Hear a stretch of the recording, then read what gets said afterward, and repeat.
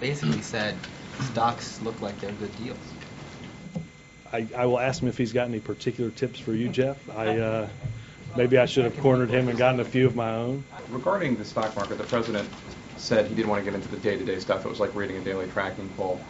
But if your tracking polls over a matter of a month or two were going down significantly, that wouldn't be a day-to-day analysis. That would be a trend, and you'd be concerned about it if you were running for office. Is the president at all concerned that what he's selling, Wall Street just isn't buying? He's obviously concerned about any number of economic indicators.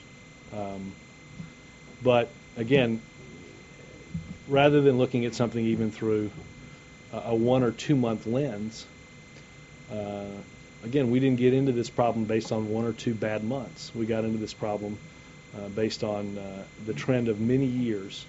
Again, as I've said many times from up here, there isn't just one thing that we have to do.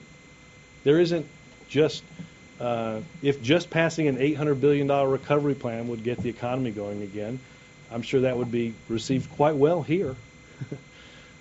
We'd have more time probably on the weekend.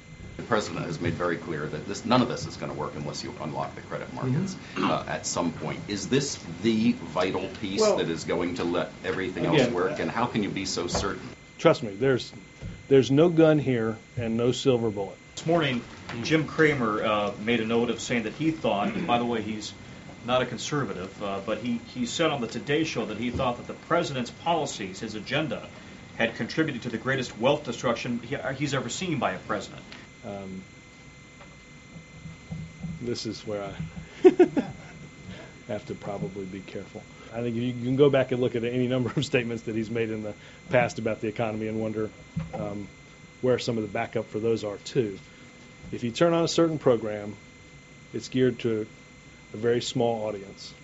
No offense to my good friends or friend at CNBC. But the president has to look out for the broader economy and for the broader population. You did get in a lot of trouble the last time you went after somebody at Tom's Network. No, there are very few days that I've had more fun. I was afraid I was going to have too much more fun. Granted that the president wasn't as fevered this morning as Jim Cramer, but so he wasn't as what? As fevered.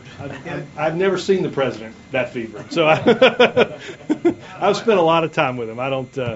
He doesn't drink coffee.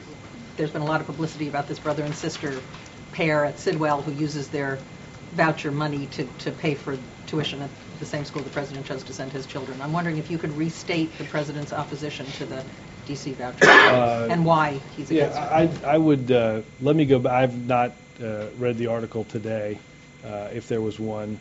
I think There's about 2 kids who use their voucher money to go to Sidwell. Right. I mean, I think, right. I mean, and they would, in other words, if they Why are used you the even voucher providing money, me they the couldn't opportunity go to be the middleman? I was a little surprised at the speed in which Mr. Steele, the head of the RNC, apologized to the head of the Republican Party. Thanks, guys.